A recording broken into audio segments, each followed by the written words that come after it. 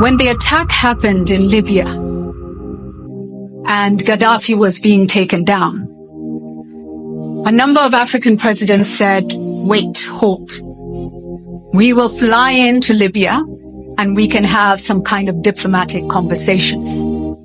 The feedback from external actors to them was, if you fly into Libyan airspace, we cannot guarantee your security.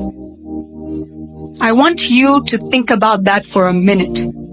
That heads of state of the African continent were told this on our continent. And ladies and gentlemen, what is Libya today?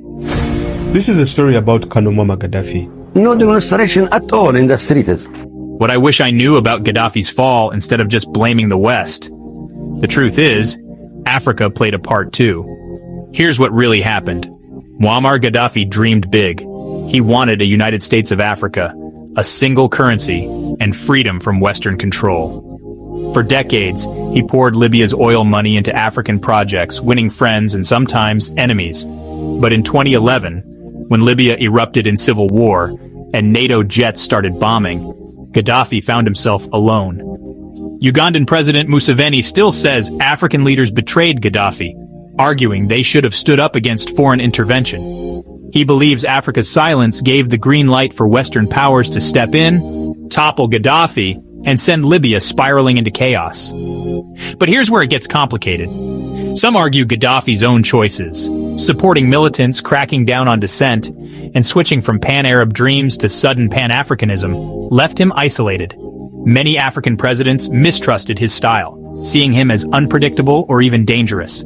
The African Union did try to mediate but lacked unity and muscle.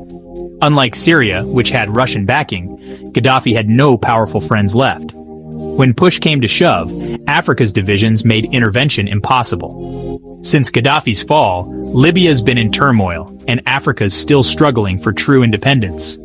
Today, leaders like Ibrahim Traoré in Burkina Faso are taking up Gaddafi's call for sovereignty, facing the same old accusations and pressures. So, did Africa betray Gaddafi? Or did a lack of unity and trust doom both a leader and a continent's dream? One thing's clear, Africa's future depends on learning from its past. Hey, this is Janetta, and I'm glad to have you back. This is part 3 of our story about Muammar Gaddafi and how it reflects on what they're trying to do to brother Ibrahim Traoré in Burkina Faso right now. Okay, so we want you to understand, you have to understand. So if we understand, we know what we have to do, and we know how we have to make changes to make sure that our brother Ibrahim is backed, surrounded, protected, and listened to, and we'll follow his direction. Okay. Ooh, yeah. Did you know how evil Gaddafi was? When Muammar Gaddafi was the leader of Libya, life there was very different from what we see today. People didn't have to pay for electricity, it was completely free. There were no interest charges on loans, and owning a home was considered a basic human right. Education and healthcare, both were free for everyone. If someone wanted to buy a car, the government covered half the cost. Unemployed citizens received financial support, and newly married couples were gifted $50,000 along with a home. Gasoline was incredibly cheap, just 0.04 per liter. Plus, every new mother was given $3,000 for her baby. With so many benefits for the people, why was he removed from power and killed? Some call him a dictator, while others say he was protecting his country from outside control. What do you think? Let's talk about it in the comments. If Gaddafi would have lived, where would we be today? If Gaddafi would have lived, where would the African Union be today? We would not have Mama Eritana Chambori preaching and running around to try to get us to pay attention to what's going on here in Africa. That woman has given her whole heart to what's going on in Africa. That shows you that we women have a right and we have the privilege to do something. If these men don't do it, let's do it. Gaddafi. What is Libya doing today? I'm going to show you. What is Libya doing today? They're fighting. They're killing. 41 years they lived under Gaddafi and didn't do what they're doing today and yesterday. And then just in the last election, the so-called democratic election they had, his son came out of, I think he was in Algeria or Morocco or someplace, trying to stay away from them. They would like to kill him. And he was in the election. He didn't win. He was one of the people that were running for the seat of president or leader of Libya. He didn't win. There's no way in the world they're going to let another Gaddafi come in because they don't know which way he would go. They have no idea. That's a threat. That's a threat. Ibrahim is a threat. They're killing people like I don't know what in Sudan. And the Arabs are responsible for that. But do you think they'll talk about Saudi Arabia? Saudi Arabia got more gold in it than a little bit, but they don't have any gold that they have in Saudi Arabia. That gold is coming out of Africa. Specifically, one target area is Sudan. But do they speak about Saudi Arabia and say Sudan? Listen to what General Langley said. Thank you. General Langley, can you talk about why we care about what's happening in Africa right now? I mean, if you tell the American taxpayer, why are we there? Why are we spending the money we're spending there?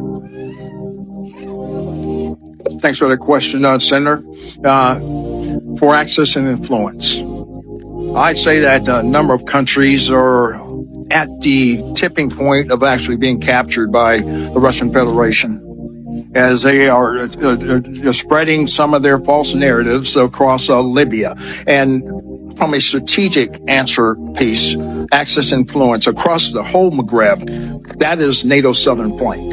We need to be able to maintain access and influence across the Maghreb from Morocco all the way to Libya. The PRC and Russia are also remaining exploitative where possible and coercive when necessary.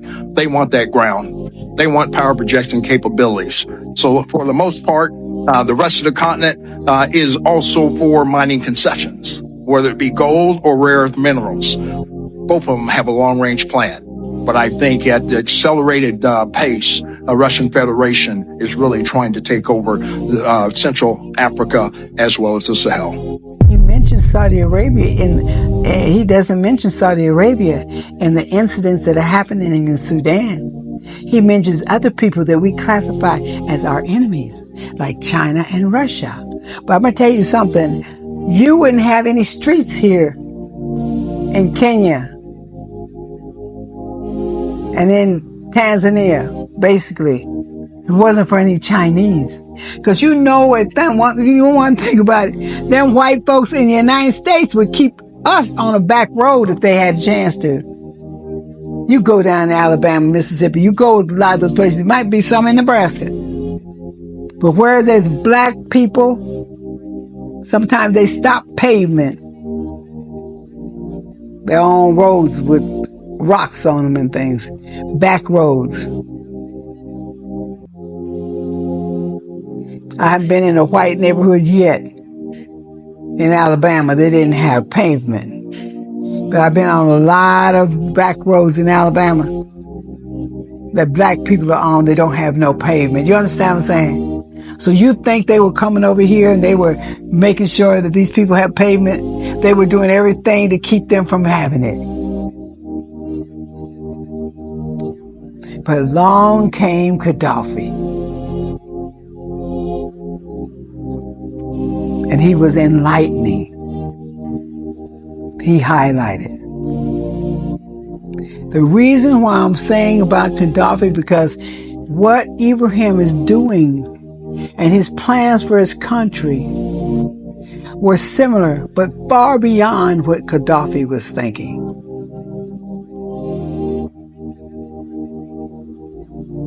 He's gone even further ahead.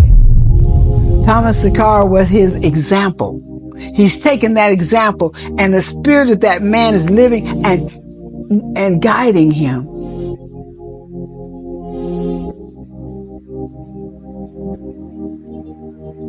He was told stories about him. The people of Burkina Faso had hope. They thought there was going to be a change. Kind of like John Magufuli of Tanzania.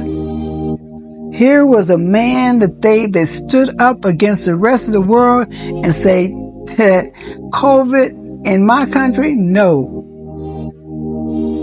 And told his people, no mask, but you go home and pray. He wrote his death note when he said that. He went against the elite because they want to follow the leader. They want to make sure they get aid money and all these other kind of stuff. They don't want to cross the powers that be. Because when you cross the powers that be, that's when they sanction you. That's when they tell people that they can't come to your country because you got terror or whatever. And so they blacklist your country and tell their people it's dangerous for them to visit your country. So it messes with your tourism money. And we don't want to mess with our tourism money, do we now? Because we're not getting any money for anything else. We're not getting any money for our gold and our diamonds, and we're not getting any money for our oil. We're not getting anything money for things of value. We're only getting money for them getting on a plane to come visit us over here and gawk at us like we're some whatever. And take pictures and photos in our villages that show we have no toilets, no running water. And they pat our little children on the head and give them a cookie or candy. That's what they want to keep on doing. Now that we've talked about Gaddafi, let's talk about you and me when it comes to Ibrahim Traoré of Burkina Faso. That young man needs our prayers. He needs our support. He needs everything. And when I say prayers, I don't mean Jesus bless him. I don't mean God help him. I mean, so I say to all of you in this room and all who are watching by television, we need to pray for our brother and his family and warn America, leave that brother alone. That's what I mean. And those of you that have it know what I'm talking about. We as a people have that power within us. We have it. There's no spiritual power as strong as a spiritual power here in Africa. And we need to practice it and stop acting like some weak, widdly people. And these people are our gods. We're bowing down to him. Master, help us, Master. They got us killing each other. They got us so we don't even like each other. It's a very sad thing, but it's true. I'm going to give you another example. Today in the United States, Bishop Jakes was not a problem. He was not a problem until he started talking about building that community with grocery stores, hospitals, clinics, decent housing for black people, a community in the United States that we have never had before. About the Wells Fargo situation, I see you got a 10-year partnership. Yeah, I'm excited about it. I'm excited about it because there's some things that I'm doing around the country with our real estate ventures company that it gave me another tool to do them with. I've been building communities. I described some of them earlier. Mm-hmm. But we had to have communities that were strong, and they bombed them and they burned them. They do it to us in the United States. So what in the hell do you think they're doing over here? When these people got gold, diamonds, silver, lithium, cobalt. 40% of the world's wealth is here. And they can't kill us. And they tell me about the Holocaust. They told me in high school about the Holocaust, but they did not tell me about King Leopold of Belgium. They killed 10 million of us. Hitler kills 2 million white people. He is the most evil man that ever lived. Leopold kills 20 million Africans. He still does not appear on the list of the most wicked people that ever lived on the earth. There must be something wrong with this narrative. Totally something wrong with that narrative. It can be right by day, by night, by numbers, by mathematics, by ethnography. It cannot be right. That the whole world watches the massacre of black people and says nothing. And those that he didn't kill, he cut off their hands because they weren't working hard enough for him in the mines. And you and I want to go to Belgium, and the Belgian people like black people.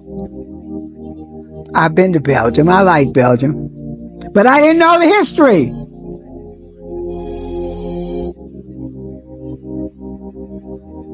I didn't know that France had black people, black soldiers that came out of Senegal. I think it was Senegal. That fought for them in the war. And they wanted their benefits that all the other soldiers were getting. And they killed them. You understand what I'm saying? I'm going to cut it off right here. But I'm going to let you know something. It's not finished yet. It's not finished yet. And I don't want you to like it because you like it, but that supports and helps the video go. If you don't like it, pass it on to somebody because we need to hear about it. We are our ministers in the churches. The only one that's talking about anything worthwhile when it comes to what's happening is Farrakhan. But we don't like him because he's a Muslim and you are a Christian. So instead of being in support of him, you ignore him. This is the reason why they don't bother him, because the masses of us that are so-called Christians, even though this man goes down into jail and gets people out and cleans them up, and they become citizens, education, they're full citizens, they have something to do, they clean up, but we want to ignore him because he's a Muslim and we're Christians. With your sanctified self. Hallelujah. And these people are running all over us. Imperialism is over there crushing the Arab peoples. That's Zionism. You see, imperialism is wrong. But imperialism is a bad student. It's a bad student. When it is beaten, when it is expelled from the classroom, it comes back again. It's a bad student. It has never learned the lesson from its failure. It has never drawn the lesson from its failure. It is over there in South Africa, showing off, slaughtering Africans, simply because these Africans are thinking about freedom, just like you are today. Imperialism is over there, crushing the Arab peoples. That's Zionism. Imperialism is everywhere. And through the culture it spreads, through its false information, it leads us to think like it does. It leads us to submit to it. Hey, this is Janetta, and I hope you're really listening to know and understand the facts about what is going on. And I'm bringing it to you the best way I can. So, hey, I want you to subscribe. I want you to let me know if you like it. And I definitely want you to comment. Okay, this is Janetta. This is ending of part number 3. And it's to be continued. Okay, talk to you later. Hey, this is Janetta, and you're watching Africa Speak.